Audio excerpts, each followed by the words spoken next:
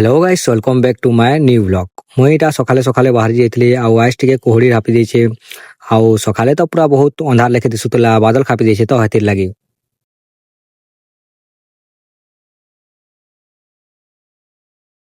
ସେନୁ ଆମକେ ଚା ପିଇ ମନ ଲାଗୁଥିଲା ବୋଲେ ଦାଦା ସଙ୍ଗେ ଆମେ ବାହାରି ଗଲୁ ଚା ଦୋକାନ କେ ଆଉ ଚା ସଙ୍ଗେ ଗୋଟେ ଗୋଟେ ବିସ୍କୁଟ ଖାଇଦେଲୁ ଆମେ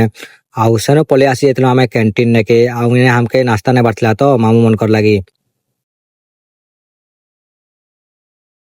କ୍ୟାଣ୍ଟିନ ନେକେ ନାସ୍ତା ପ୍ୟାକିଂ କରି ସାରିକିରା ଆମେ ବାହାରି ଗଲୁ ଫିର ରୁମ କେ ଯିବାର ଲାଗି ସେନୁ ଆମେ ବାହାରି ଯାଇଥିଲୁ ଆଉ ଆଜ ରିପବ୍ଲିକ ଡେ ହେତ ବୋଲେ ଏଇଟା ପତାକା ଉତ୍ତୋଳନ କରି ସାରି ଦେଇଥିଲେ ଆଉ ଫଟୋ ଖିଚାଖୁଚି ଚଲୁଥିଲା ତମେ ମାନେ ଦେଖିପାରୁଥିବ